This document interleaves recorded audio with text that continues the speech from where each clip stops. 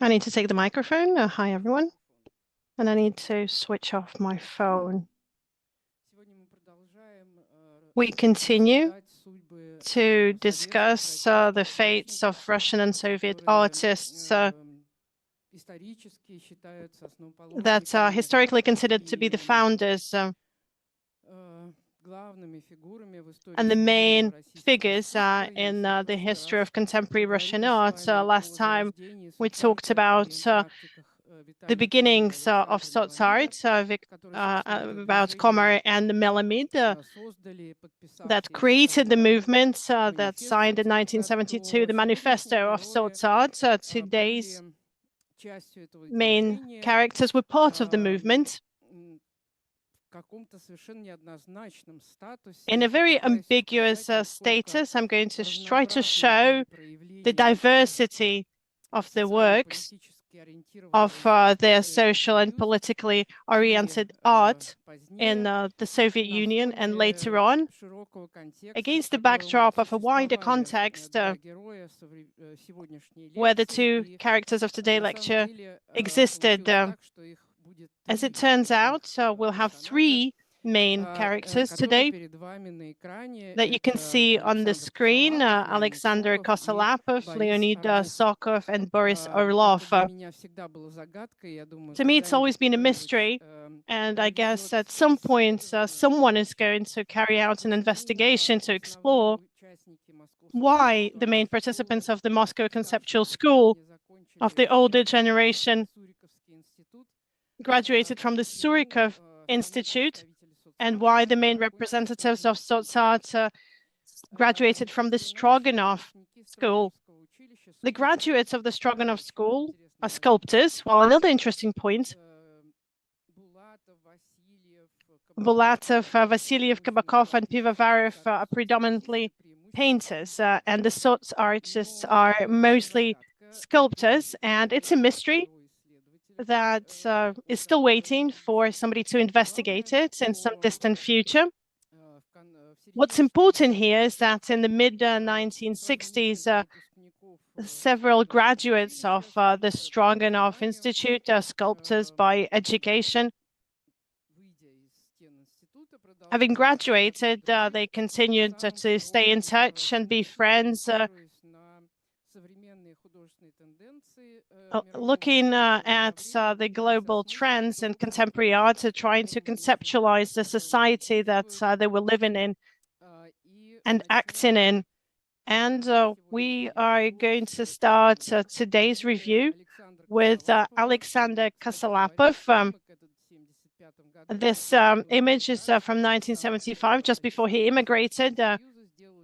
Alexander Kosolapov left the Soviet Union. It was made by his close friend Igor Makarevich, that we're also going to be talking about today. Alexander Kosolapov was born in 1943, and after he graduated from the Stroganov Institute, he worked as a sculptor. Like many others sculptors in the Soviet Union, he was predominantly working on ideological pieces, making small sculptures of Lenin and other Soviet leaders, the heads of the members of the party and leaders of the labor movement. In his free time from these ideologically charged visual pieces, he was exploring the day-to-day life in the Soviet Union. And in this sense, he was radically different to what Komer and Melamid were initially doing. His passion, his interest was rather focused on the daily objects in the Soviet life, scaled in the pop art spirit. But if American artists created monuments to hamburgers and lipstick, Kosolapov was interested in an anonymous poor objects like this huge carved latch or a sculpture object of the meat mincing machine dating back to 1972. which is a complex object made of wood, cork, and rope. The borderline status of these pieces, of course, put off its initial viewers. The fact that it wasn't a sculpture in its full sense was absolutely clear, but it was hard to understand this new type of plastic medium, and nobody understood it initially.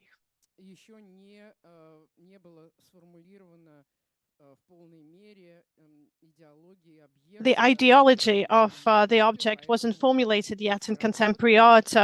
So these pieces, as Obukhova would say, poor pieces of art, were perceived as a sort of borderline activity at the crossroad of sculpture and spatial practices. Within the same practice is a series that Kosolapov created in 1973. These plasterboard colored silhouettes of various social types of the Soviet society. A characteristic example is what you can see in front of you now, a police officer and a soldier working in the light of a lamp that's is standing on a little side table. These cutout figures are stood up. Is it a painting, or it's standing on the ground, or is it a sculpture? It was exhibited in one of the apartment exhibitions, and it's still an open question. Kosolapov obviously is moving towards revising these narrow borders, trying to break away from conventions that had to do with traditional approaches to visual art. It was also working on paintings. Again, they are not directly connotated with social or political critique or the deconstruction of the political sign. They are immersed in everyday life. In this piece, called The Breaking of the Waves, the North Kazbek, the model for the image is a design of a cigarette pack. There weren't that many brands of cigarettes going around in the Soviet days. Breaking of the Waves, the North Kazbek. So what Kosolapov does here, he takes a graphical brand sign that went through all of the filters of anonymous design, and he tries to bring these compositions back to life by depicting the breaking of the waves by the Pacific Ocean, the setting of the sun or the eternal day on the Arctic border, and the Caucasus Mountains painted in this clumsy style of Soviet anonymous art. So he kind of recodes the sign, but not the political sign, as Comrade and Melamed would do, but the sign of everyday life. These signs of everyday life that the Soviet people would come into contact with on a daily basis. A rather strange piece. Again, not too ideologically charged. It's called the Aurora, dating back to 1974. It's a rough box painted slightly in pink and blue. The frontal part of the box has a cutout silhouette of the famous ship that started the October Revolution of 1917, and through this cutout silhouette, a very recognizable one, of the Aurora battleship, we see a faded landscape of the 19th century, depicting a river or a lake with little boats on it. The waterworks within the battleship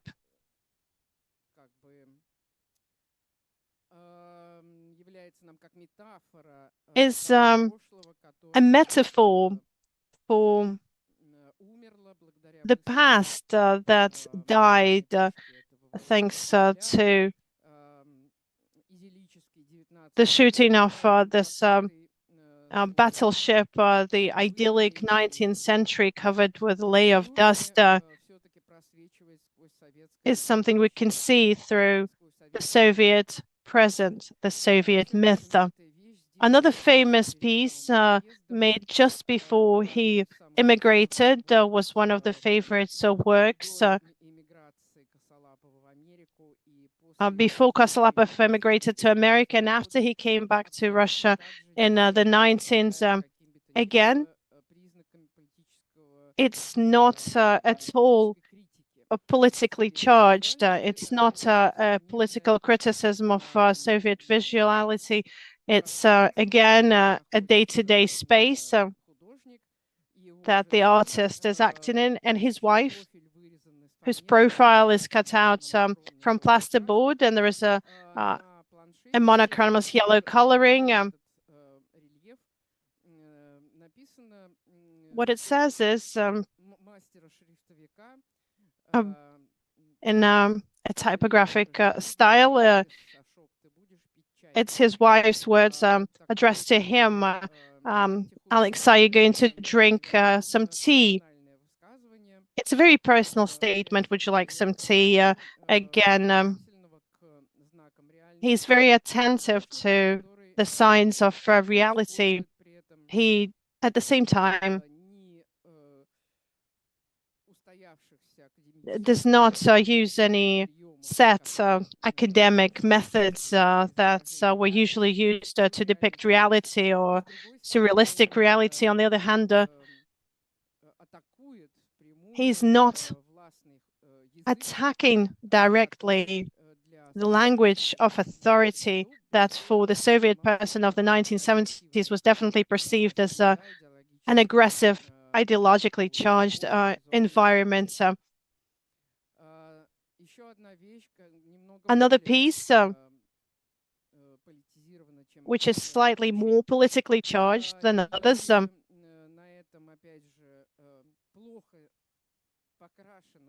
and again, this badly painted piece of cardboard, we see some language oppositions, each of which symbolizes one of the worlds, and we're able to understand the quality of these words through the color against which these words are written. The communism, capitalism are the dark, regress, and all of the positive words, all of the important words are written in white against a red background, as I said last time, for the Soviet viewer who was not familiar with the theory of contemporary art. So this combination of colors was perceived as an ideological message. White letters against a red background are always indicating a verified message, the voice of authority that's unseen and unheard, but is omnipresent in the daily flow of the Moscow urban rush. White letters against a black background is definitely perceived as political criticism of the disintegrating West that brings sorrow to the world.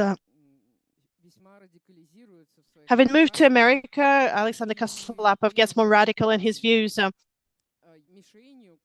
And the first target that he focuses on in his attacks is the more commercialized world that's inheriting from avant-garde. And for the American society, first and foremost, it's not the breakthrough ideology of the new society of the Soviet country, but a commercial product that becomes more and more expensive decade after decade. And just as the Soviet modernists and dissidents of the 1960s borrowed from the language of Western modernism, and in this transfer, they would, in this cross-border transfer of language, they would lose a lot of the discursive meanings, just in the same way the Western society, when they appropriated the language of the avant-garde that was dropped in the Soviet country, with this border carryover would lose some of the main meanings that Malevich, Tatlin, Rodchenko, Osip Brik, and Mayakovsky were engaged in. All of this radical leftist ideology would collapse.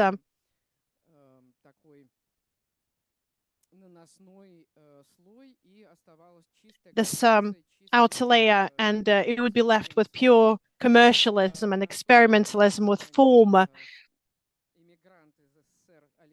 An immigrant from the USSR, Alexander Kosolapov, was parodying the aesthetic of Alexander Rodchenko, a constructivist photographer, who made a portrait of Osip Brik, one of the authors of the magazine. And instead of Lev, it's a cover of a can of caviar that was exported from the Soviet Union into America as a part of a luxury life. This is a Soviet product, and this is what you can see in his spectacles. It coincides with a previous export flow that had to do with the appropriation of the Russian avant-garde as a global heritage. This critique is not only formulated by Alexander Kosolapov, it's a very curious trait of the Soviet immigration to New York. At the beginning of the 1980s, that's where a group of artists is formed. They were calling themselves the Casimir Passion Group. And they're very active. They hold public events in the streets of New York and in East Village galleries. The center of the group was one of the friends of Alexander Kosolapov, a mathematician, a poet, an artistic critic, Viktor Tupitsyn, who emigrated in the middle of the 1970s with his young wife, Margarita. Alexander Kosolapov, together with the Tupitsyns and together with other representatives of the Soviet immigration, would hold the whole series of events in the streets of New York. One of them was held next to the Museum of Guggenheim that was hosting an exhibition of Russian avant-garde. And what they were trying to do is criticize the commercialized nature of contemporary Western arts and museums of the richest capital in the world that were not only commercializing their practices, but also the heritage of the leftist discourse artists that in their practice definitely negated capitalism and everything that had to do with consumerism. In the square in front of the Guggenheim Museum, they took out a tomb of Malevich that would symbolize this tragic turn of events that had to do with this appropriation of the ideas of avant-garde by a contemporary imperialistic world that was really market-driven.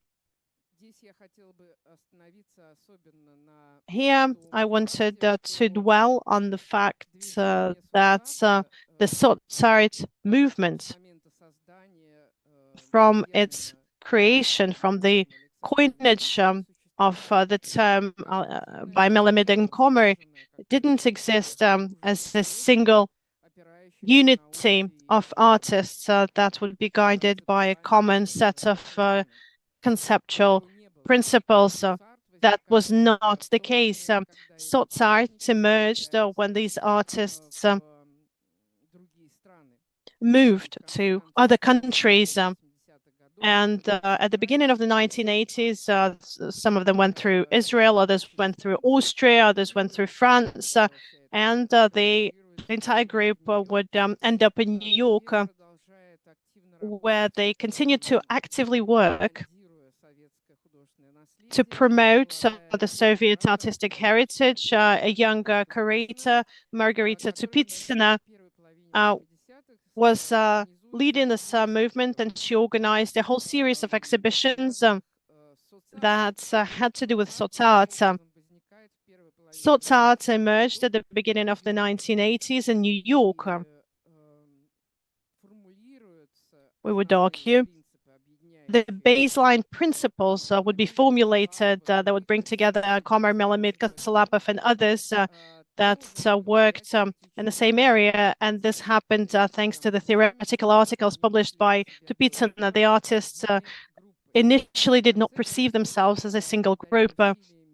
Thanks to the efforts of Margarita Tupitsina, it turned out that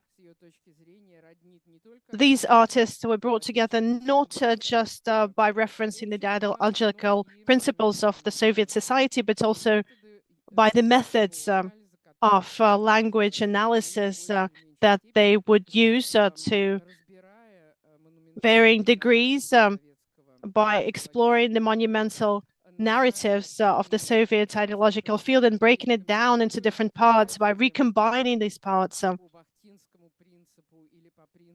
Guided by the Bakhtin principle or the structuralist recording principle, but trying to bring together the uncombinable language layers and destroying these signs that would frighten those that stayed back in the Soviet Union. And this way, they're able to analyze the Soviet ideology, the Soviet myth, and the Soviet aesthetics.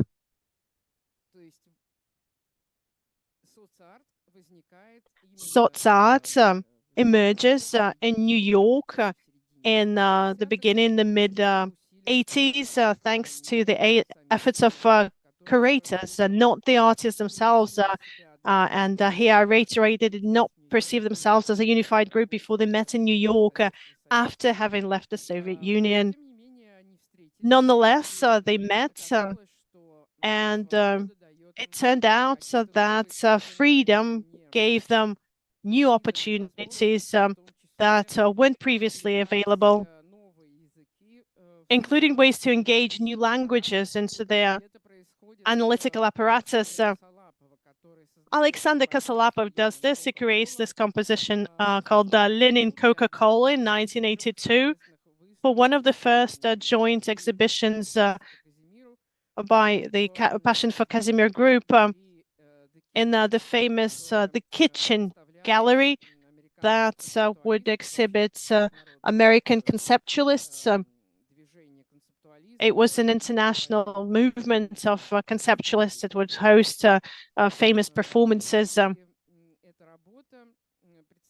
This piece is again a very roughly made board with a templated standard profile of the leader of the revolution, and any Soviet artist could draw with their eyes closed. To the right, there is the logo of Coca-Cola, carefully cut out by Kosolapov of the famous corporation, the trading sign. And at the bottom, strangely, it says Coca-Cola, it's the real thing, Lenin. Allegedly, he said that. What's strange here is not just the fact that this logo of the alimentary industry giants is promoted by the leader of the October Revolution, and this way the trading sign is turned into a Soviet communist slogan. But it's not as easy as it might seem on the surface. Of course, Kosolapov was also interested in the exact opposite system of signs that surrounded him in the American country. For the Soviet person, this would be an ideological message. For Americans, it's a commercial advertising slogan. White letters against a red background for the Americans is nothing more than advertising for Coca-Cola. And this work was on the flyers that would invite New Yorkers to the exhibition of the Passion for Casimir group. And Alexander Kosolapov did not suspect that soon after he would be at an epicenter of a rather serious scandal that was illustrated by a collage. This is not something that was ever done, unfortunately, but Kosolapov had this dream and he tried posting his billboard on the Times Square with all of its neon signs on skyscrapers, and it turned out that his work fits very well into the aesthetic of the 1980s. As he was dreaming of this global project to place his piece between the ad of Sony and liquor, he received a letter from a representative of the Coca-Cola Corporation with a demand or request to stop using the Coca-Cola logo because he's this way discrediting the company through appropriation, and the company is fitted into a context that's very alien to it, the context of communist ideology that it has nothing to do with. Initially, Kosolapov got frightened that there would be a lawsuit and that it was definitely a threat that was in the area. And he turns to a gallerist, Ronald Feldman. Back in the day, he was working with Vitaly Komarin and Alexander Milamida. And Feldman hires a lawyer, and using the rhetoric of postmodernist principles of quoting, appropriation, saying that the logo of Coca-Cola is something that belongs to the nation. He was able to win the case, and this was one of the unique instances when an artist was able to win in a lawsuit against a huge national corporation, this giant that a Soviet immigrant would never thought they would be able to take on, but he was able to take them on, and Kosolapov continued to work with various symbols that were ideologically charged, gradually moving into the perestroika era, relying on these shifts in his work. As soon as the new General Secretary of the Communist Party, Mikhail Gorbachev, announced the beginning of the new politics of the Communist Party of the USSR, the politics of perestroika and glasnost, he became a pop star in the Western world, the person who rid the world from nuclear threats. He was able to diffuse all of the political tensions. He started to take the troops out of Afghanistan, and Gorbachev did a lot to bring together antagonist worlds. Alexander Kosolapov borrows two mechanisms at the time, relying on the recoding of these language mechanisms. He takes the official portrait of Gorbachev that was issued as part of the images of the political bureau of the Soviet Union, and he applies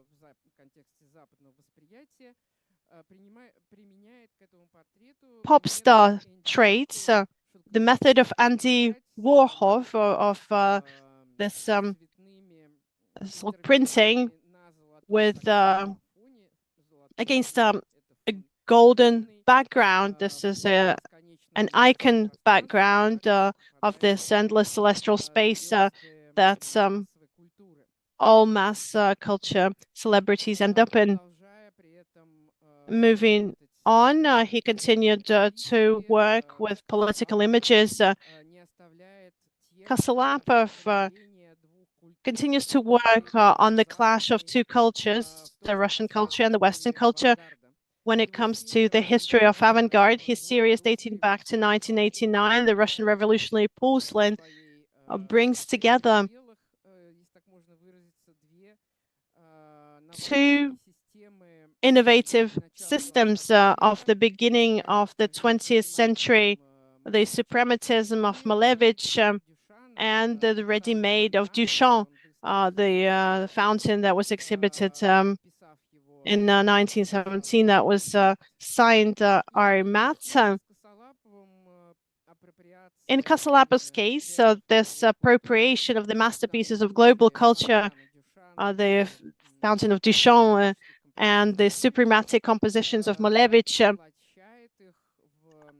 he's able to embody them in the image of real porcelain pieces made at a factory that would produce sinks with color images, and you could purchase them and use them in your toilet room. So they were very functional. And it would look to be two statuses, a postmodernist piece of art and the status of a regular bathroom object. So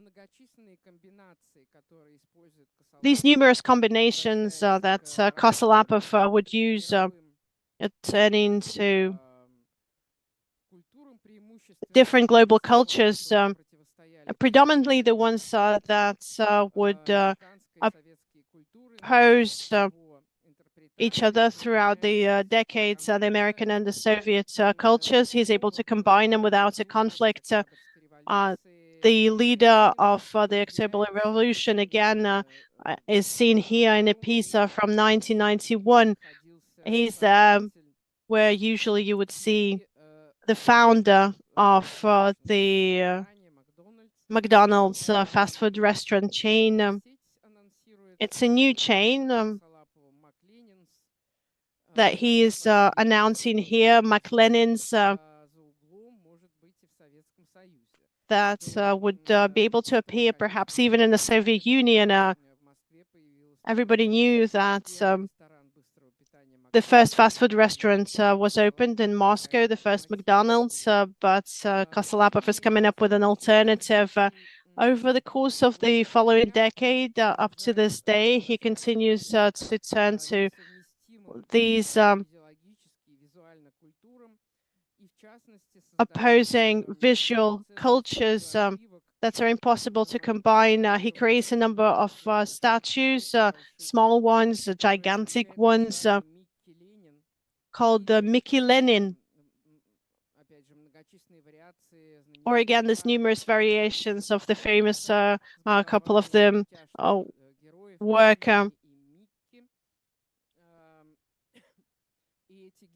And the Kolkhoznitsa, and these hybrid creatures with the heads of Mickey Mouse, these sacred symbols of two cultures,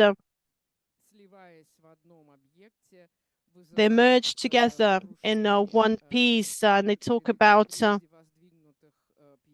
the destruction of previously erected statues. The pop hero of American animation,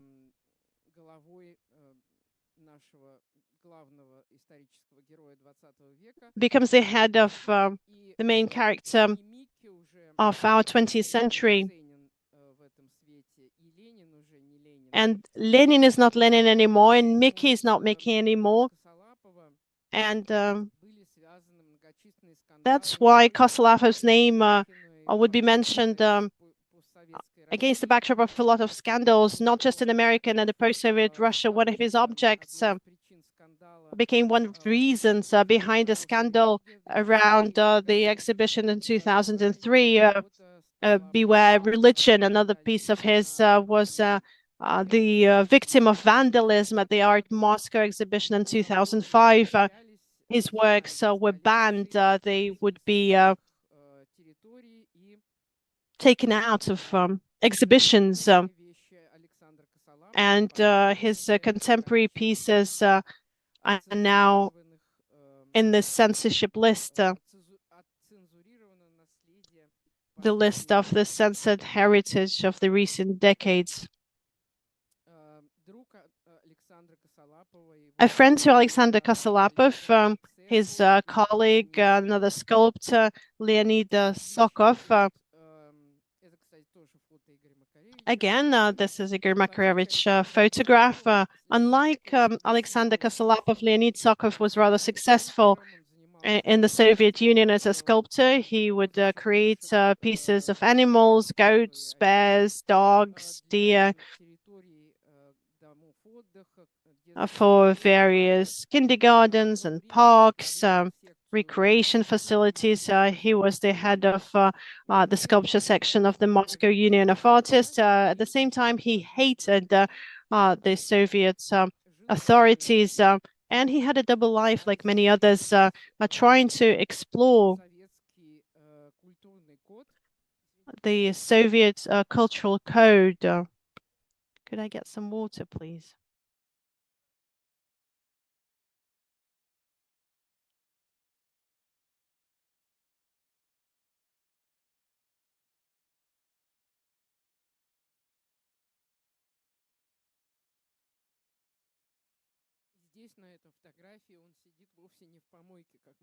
He's not sat on a pile of garbage here, as it might seem in this photograph. This is his workshop yard. And in this autumn leaves, you'll see a cement cast piece by Leonid Sokov. It's frightening in its monumentalist nature. Just as with Kosolapov, he cast in concrete his signature, Sokov. In terms of the Soviet aesthetics, it couldn't be considered to be a sculpture because there's no work with plastics.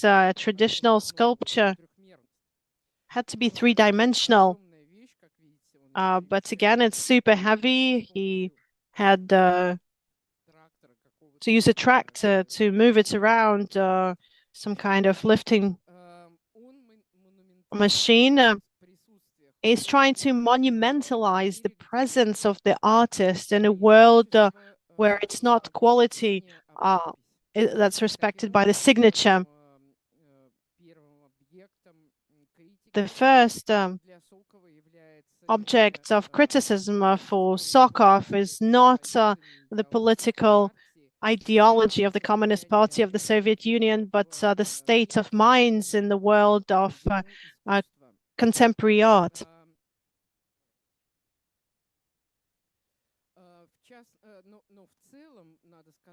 But overall, we have to say that Leonid Sokov was really interested in folk practices, particularly in the field of wooden sculptures, wooden toys. He actively worked with wood.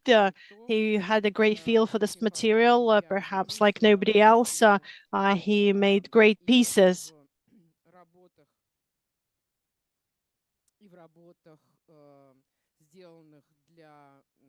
There were works that were created for the Moscow Union of Artists. And in the instances when he would work for himself, we can see the shirt, which is a copy of a newly bought men's shirt, folded neatly. And he's copying an object of everyday life. At the same time, it embodies a metaphor of the Russian language to put on a wooden shirt, which means to die. A wooden shirt that you can't put on, and it's hanging on the wall as a painting, and it's not a painting or a sculpture at the same time. And these type of paradoxical elements is what he's particularly interested in when he produces this piece.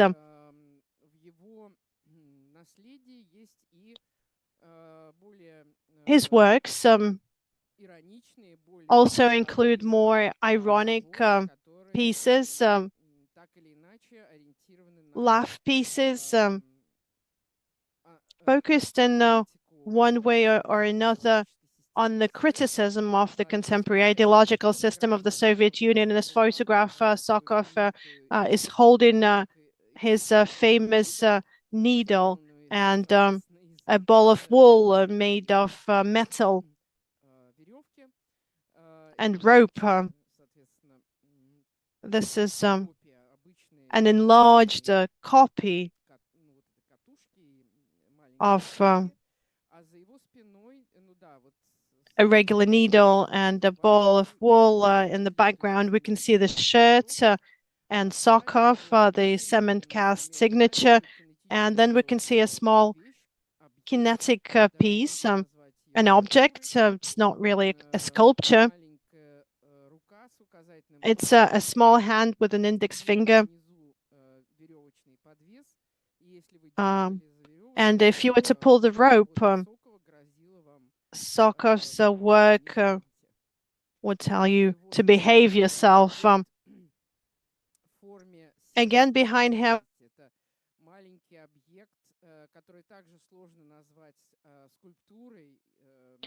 again, it's hard to call it a sculpture. It's a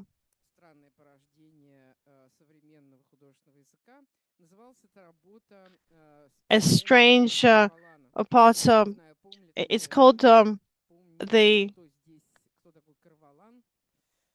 Heart of Karvalan, if you remember who that is, but I'll perhaps remind you, there was a Soviet joke that had to do with this leader of the Communist Party of Chile,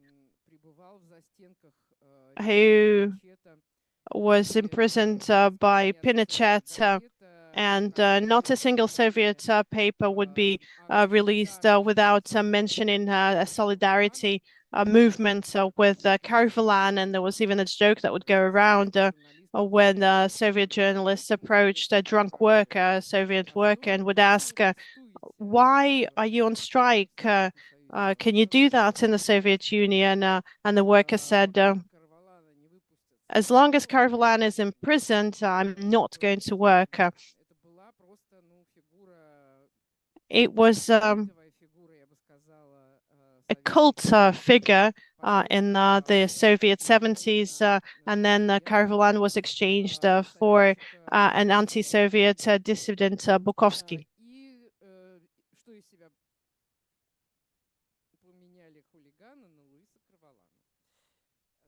Exchanged a hooligan for Louis Karvalan. It rhymes in Russian. This heart of Karvalan is a porcelain cast heart, as it is usually depicted on Valentine cards, tied with a rope. In another version, the heart of Karvalan is painted, colored, and this porcelain figure is supplemented with a cardboard fire. It's not a sculpture, it's not a painting, it's not a folk toy, it's a strange object that back then was not yet theoretically categorized. It's an object that the majority of post-Soviet artists will come in the 80s and the 90s. At that point, this process was borderline, stuck in between two mediums. The next work from 1976, one of its versions is held by the Tretyakov Gallery. It's called Spectacles for Every Soviet Man. And again, this is a direct reference to the political discourse, a criticism of the Soviet discourse through parody. Each Soviet person was supposed to wear spectacles with star-shaped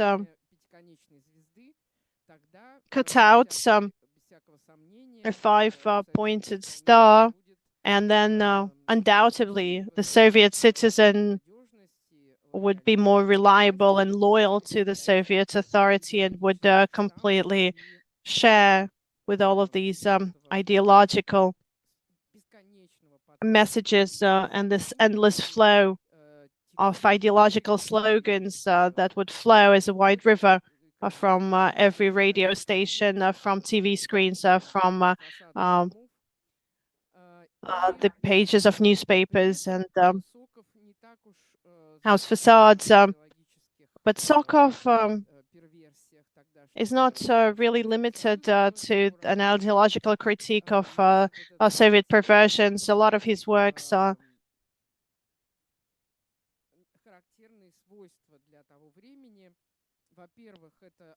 characteristic of the time, this anti-aesthetic visuals, like the shirt from rough wood and the cement cast signature. These are not aesthetically accentuated pieces of art. Here, again, this is a cement cast geometrical construct, and it's a monument called the Viewpoint. We're talking about this primitivism, lack of imagery, and an attempt to interact with language constructs, metonyms, and metaphors.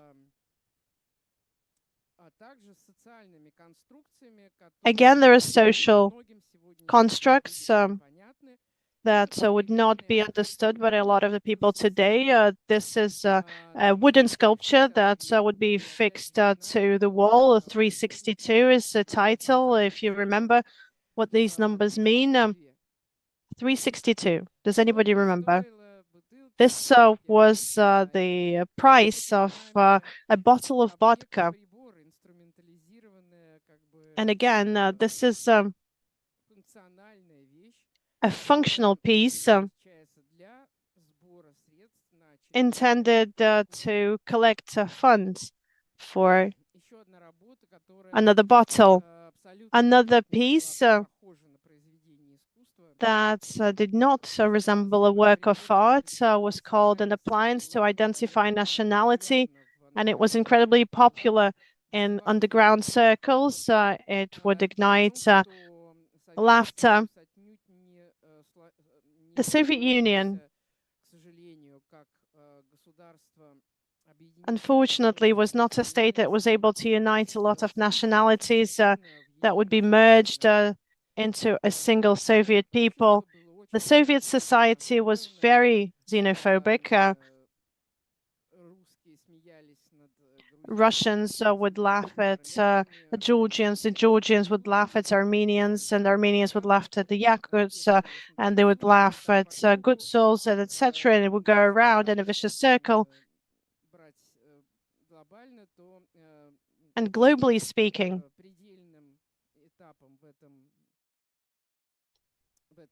The utmost stage in this chain would, of course, be a Jew that everybody would laugh at, including the Jews themselves. Sokov created this fun piece, a template to figure out who you're dealing with. You would use this wooden panel to define the form of your nose, whether you had a straight nose. It was a very mean, sarcastic piece that would criticize the Soviet national politics that were unfortunately not ideal. Another work created before immigration, it's unique for the period. Nobody except Sokov would create pieces like this, the Sally of Heroes. The way it works is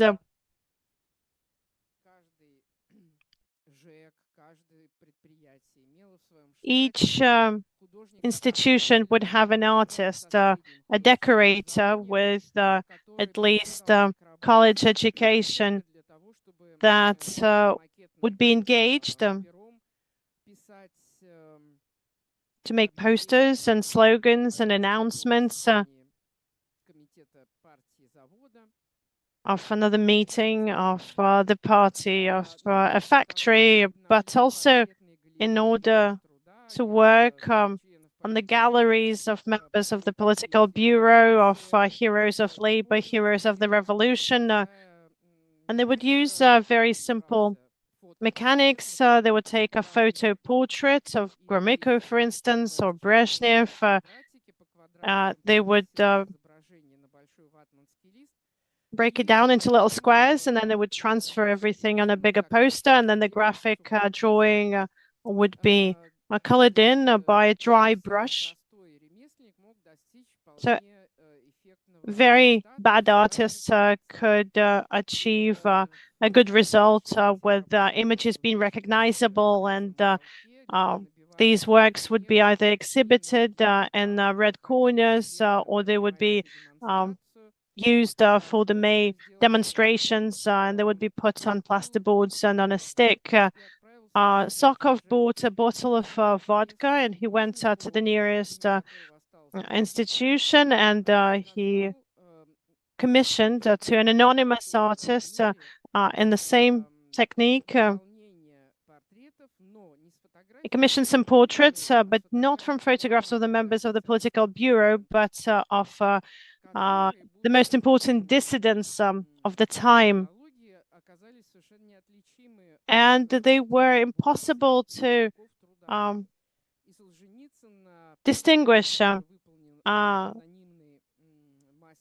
Solzhenitsyn, created by this anonymous artist, could just as well participate in an October march. But of course, Sokov could not exhibit the series in the Soviet Union. In this photograph, you can see it exhibited as part of the first exhibition dedicated to Sots art. It was called Sots art. It was held in the Museum of Lenin in 1992. After having immigrated, Leonid Sokov continues to work with his favorite materials, with wood in particular. In his pieces created for the Western viewer, he uses the images of Soviet folk toys, and he creates a series dedicated to the history of the Soviet state. The roles of milestones are represented by images of party leaders, and each of them is embodied through the typology of the folk toy. Nikita Khrushchev is the stand-up toy. very tactile,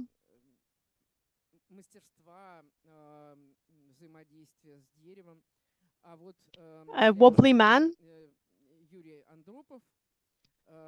Yuri Andropov, from the same series of sculptures, was completely different in terms of its construct. There was a set of ropes in the back that you could use. You could pull the strings, and Yuri Andropov started to move his ears,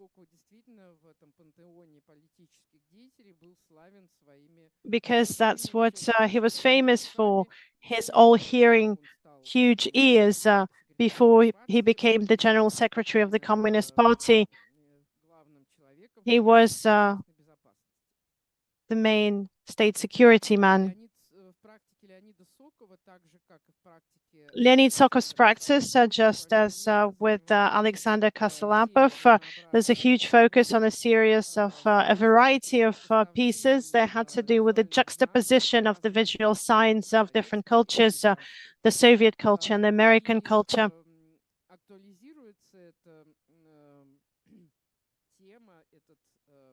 This topic is made more relevant through what markets started to demand. The market starts to demand more and more works that had to do with the motives of the Soviet legacy, Gagarin's portrait, red stars, Cyrillics instead of Latin alphabet. And in this sense, Kosolapov and Sokov are at the peak of their success at this period. They're responding to the market demand and they create these pieces. Some of them are more complex, some are less so, like the dollar and the hammer, where the dollar is made from polished metal and the hammer is made from wood. In this way, the peasant nature of Russia is emphasized, the peasant nature of the Soviet Union, and the technological nature of the contemporary Western society. Or this work from 1990, Stalin and Monroe, two popular figures, two celebrities meet in this cultural sky. The cult of Stalin continued in the Soviet through the 70s and the 80s. Stalin continued to remain a god for a part of the Soviet and the post-Soviet society. He embodied the political history of the Soviet Union, and Marilyn Monroe was a champion when it comes to her image being referenced in the mass culture of America. And they meet against this golden background, both smiling. The charming smiles. Monroe's charming smile is accompanied with a reserved smirk from the leader of the people, flowers around them. These two instruments of ideological propaganda and mass culture propaganda coincide when it comes to the mechanism of their impact on people that grew up in the USSR and in the US. As I said, the Sotsart movement mostly came together in New York in the first half of the 1980s. The ones that were post factum added to this movement were indignated when they were made part of the Sots artists. This is what happened with Eric Bulatov. I mentioned this before. And the same happened to Boris Orlov, who did not consider himself to be a Sots art artist at all, because, as he declared himself, he never criticized the Soviet language system. He was operating in a completely different register of analyzing Soviet visuality, and he dedicated a lot of time to his artistic challenges as a professional sculptor. He started his movements in art with these strange spheric works. Unlike classical sculptures, these would be hanging on a wall. These are his spatial spherical compositions curved towards the viewer,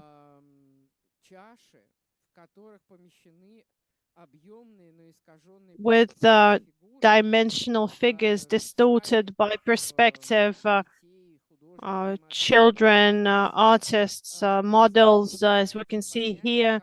He's trying to figure out how spatial solutions could work in the field that's borderline to sculpture and painting, how the Renaissance perspective, when it coincides with the reverse perspective of the Orthodox art, can create an illusion of depth and volume. Having gone through this stage, Boris Orlov moves on to contemplating what sculpture is, and unexpectedly for himself,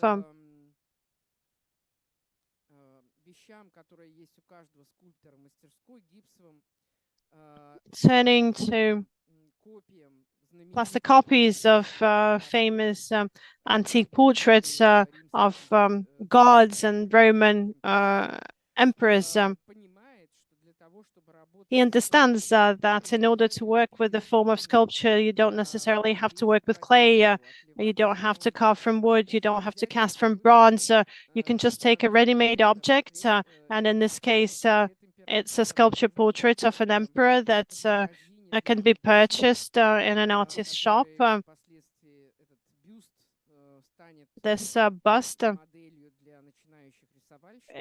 serves as a model for beginner artists, and for Orlov, for many years, it became a key element of his language matrix. He formulated it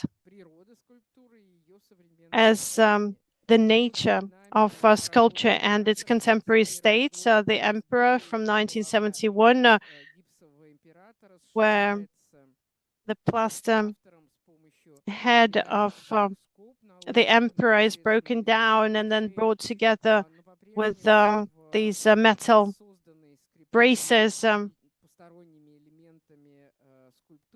It's brought together by these alien elements, and it's lacking some details, and this ruined nature that Orlov is trying to salvage signals at the same time that the time of sculpture as a skill is coming to an end, being replaced by innovative methods of borrowing ready-made objects from reality. And this ready-made object, as interpreted by Boris Orlov, becomes a metaphorical sign of the inevitable collapse of any empire, be it Soviet or Roman. And subsequently, this is the aspect that he focuses on. Another piece constructed completely differently. It's made from various elements taken from reality, wooden boxes, pieces of metal, little frames, locks. He creates this abstract bust, and it's only its configuration that reminds us of the Baroque busts of the 17th century. And it doesn't depict anything.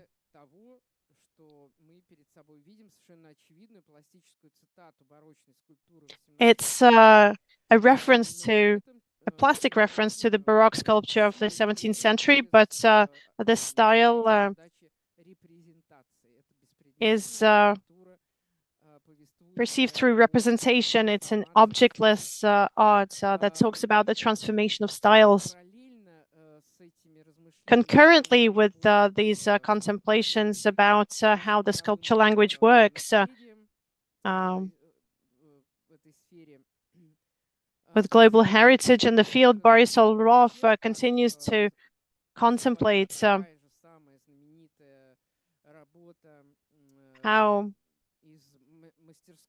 another famous piece from the sculptor's workshop, the bust of the emperor, again, a Roman emperor, can be easily transformed into anything. The hero of the October Revolution, a revolutionary sailor, all you have to do is get it a stripy shirt, a sailor's hat, and add this wooden Macintosh that's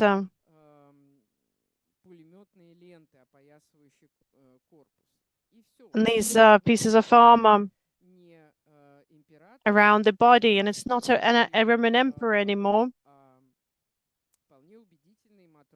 It's a very convincing Aurora sailor. The same motive continues in the super graphic series. Again, he takes the same bust, a sculpture bust of a Roman emperor, and then he adds this collage to transform the emperor in the leader of the political party, a worker, a construction worker, an agricultural worker, etc. Grisha Bruskin uses the same type of techniques in a series from 1975. A wonderful sportswoman from 1979 demonstrates a similar technique.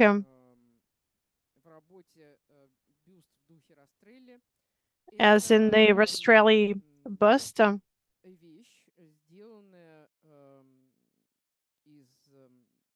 It's a piece from plaster, I think. And it doesn't depict anything, obviously. It's just a bust, probably a female one.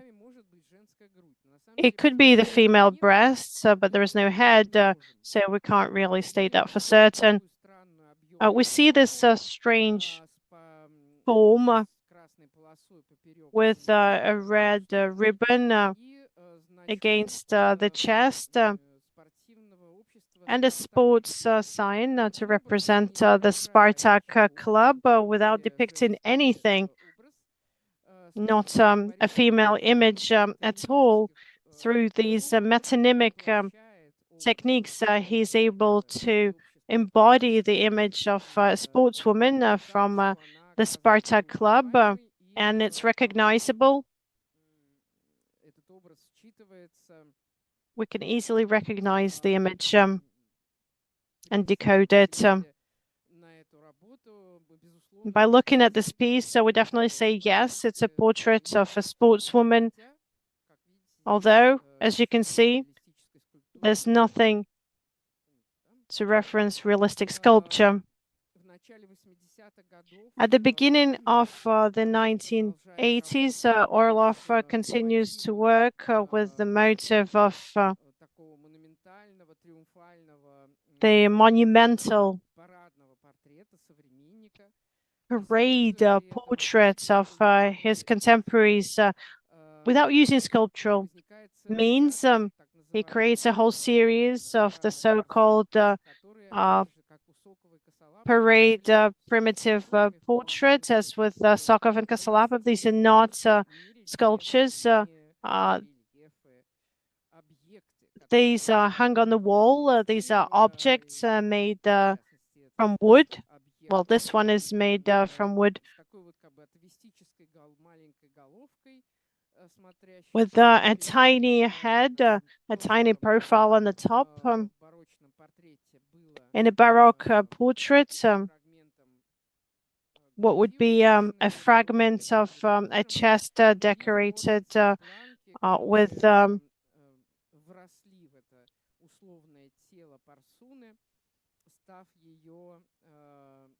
orders and decorations, and here we see it as the main sign. The same method will be developed by Orlov through a whole series of pieces created through the perestroika, like the group portrait with ribbons. It was an homage, a tribute to his group.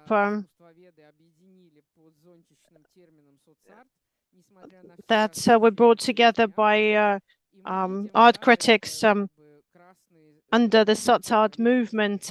We can see the red ribbons with white letters on them. Again, this is another portrait with a tiny head, and it's a tribute to Brigov, Bruskin, Kommer, Melanida, Orlov himself, Eric Bulatov, anybody and everybody that was part of the sots art group. Subsequently, Orlov disconnected himself from the group. At the beginning of the 90s, Orlov starts to use a technique that was very innovative for late Soviet art. It's emerged in 1983 in the practice of Irina Nakhova, a young Moscow artist, and then it was developed in the practices of Ilya Kabakov in 1984 and 1985. These are installations. Installation becomes a tool for Moscow and Leningrad artists. And in 88 and 89, it becomes widespread, and that this icon stand in an imperial style emerged as a response to the challenges of the time.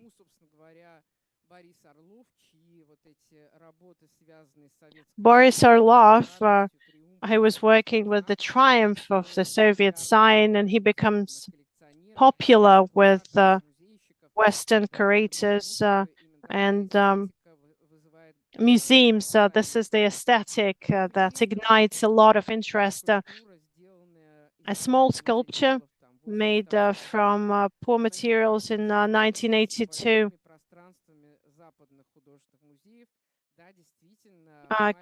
does not fit into the big spaces of huge American museums. In small apartments, it would work, or in Maloy-Gruzinska, but in an ex-Catholic cathedral in Rome, where Moscow Third Rome exhibition was held, the sculpture wouldn't be visible. You need something that's much bigger in scale, and almost all Moscow artists start to employ this technique. It's not just Kabakov, it's not just Vezdechatov or Andrei Filipov, but also Boris Orlov as one of the most in-demand artists of the perestroika era.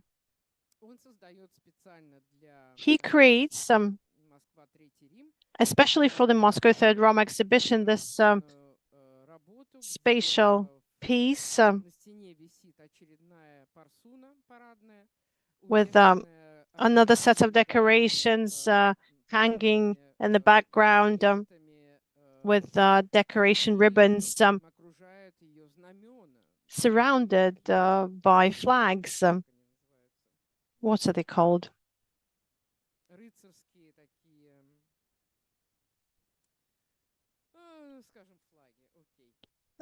Knight orders that have nothing to do with militarism or the fight for freedom or any other feats in history. These are fabric logos, textile logos of the main Soviet sports club Dynamo-Tska, Spartak, and Torpedo. And of course, these spatial solutions help the artists when they have to fill huge spaces with their works. The wide cubes of the Berlin galleries, the exhibition halls in Rome, or the Museum of Contemporary Art in New York. And Boris Orlov masters this technique perfectly.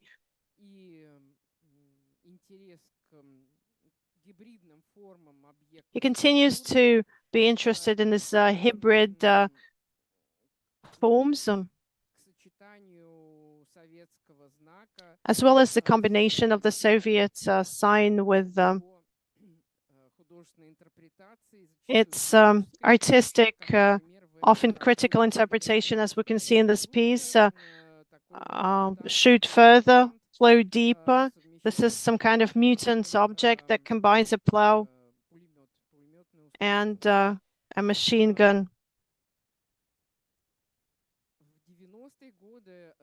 In the 90s, Boris Orlov is one of the leading Moscow artists, Russian artists, who is high in demand both in his own country and in the Western world. A Chicago gallery, Struve, starts to work with him. But he continues to host exhibitions in Moscow. So he collaborates with the Regina Gallery. He exhibits his new works. And he continues to explore his relationship with the post-Soviet heritage, the death of the Soviet gods, the fetishes, these decorations, these images of fame are exhibited here in the Preobrazhenskaya Ploshchad Regina Gallery. They are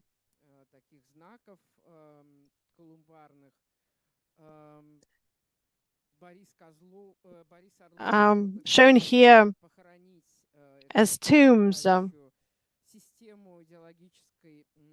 as gravestones. He is trying to bury this ancient hierarchy, but he understands that one empire is always replaced by another, and after the death of one empire, something else just as powerful and aggressive is born. The theme of the imperial sign is something that he continues to focus on to this day. He continues to actively work. He works in Moscow. At this, I guess I'm going to wrap up today's meeting. We'll continue to talk about the cultural context of the mid-70s next Thursday at our next meeting. Perhaps you have some questions. If you have questions, please raise your hands. We have a microphone to go around.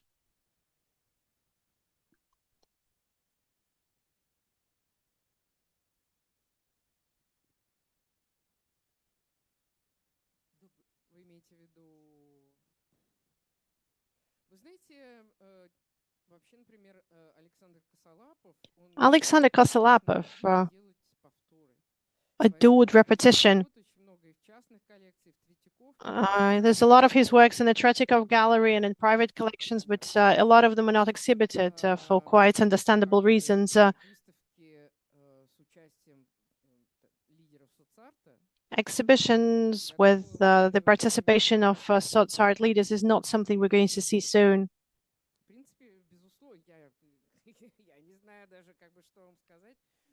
I don't even know what to say.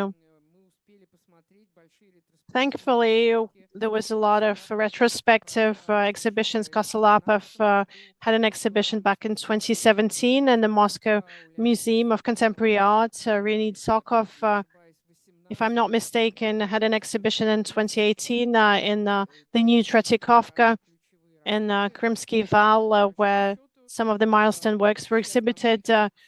But most of these collections are private, municipal, and state. The Tretyakov Gallery definitely has a sculpture, Stalin with bears foot. They've had it since the 90s, but they don't exhibit it. Are they auctioned? Yes, they're frequently auctioned. And these endless textile works by Kosolapov, there's a lot of them going around in the market. Malbora Malevich, thank you so much for the lecture. It's a pleasure to listen to you. Invariably, the profile of the leader, that's Kosolapov combined with Coca-Cola, is it something that he authored? Well, yes, he made it. Or was it something that was made before him? Well, when he moved to America, he recreated it by memory because it was something that was a template. You can find some differences, but there was an iconography in terms of how you should be depicting Lenin in a political poster. I don't remember if I mentioned this before. This iconography is something I know very well because I worked in the bibliographical departments of the Lenin Library. And this is where you can see the statue of Dostoevsky. In the Soviet time, in the November festivities, it would be covered by the portrait of Lenin. And where I worked was exactly where his eye was. And I understand how Kosolapov worked very well because he utilized the perception of this iconography, this visual template. He used it in his work. You said that Western galleries started to collaborate with immigrant artists. What about total installations? Would they be sold and who would buy them? Or would it be just museums? Are there any private collectors? Installations are mostly purchased by museums, storing a narrative installation, a total installation like this installation in particular. It can be broken down into parts. And they can exist as installation elements in a private collection. But Nom's or Kabakov's installations, they can be broken down into small elements. It'll just be destroyed. Installations were mostly purchased by museums of contemporary art, institutes of contemporary art. If we talk about the market, this is the highest position in the market hierarchy. It's not a gallery matter, it's an academic matter. Even if you receive less money for an installation than to work sold to a gallery, the status, your status automatically changes. So artists would create total installations for a specific project. Sasha, well, when they started to practice these spatial solutions, I don't think they thought about the market at all. For them, it was a way to step away from commerce. In 86 or in 87, foreigners would come to Moscow and Leningrad and purchase everything. Workshops would be emptied, and that was where commercialism hit. They would buy sculptures and paintings. How can you sell an installation? This icon stand, how can you sell that? They weren't thinking about the market at all. They were thinking about creating an image that would be monumental in the context, that would strike and impress, and the market was secondary. So these were project-driven pieces for museums. Ansem. Kosolapov and Sokov never made installation pieces, but Kosolapov created the small statue of Mickey Lenin, and he has the cast. and then he makes it bigger, and then he makes loads of them. And this is what went through gallery trading. Museum pieces were more complex, of course, less obvious, like the viewpoint is not something that you can sell in the market, but it's great for a museum because it depicts the Moscow period of Sotsart. Any further questions, perhaps?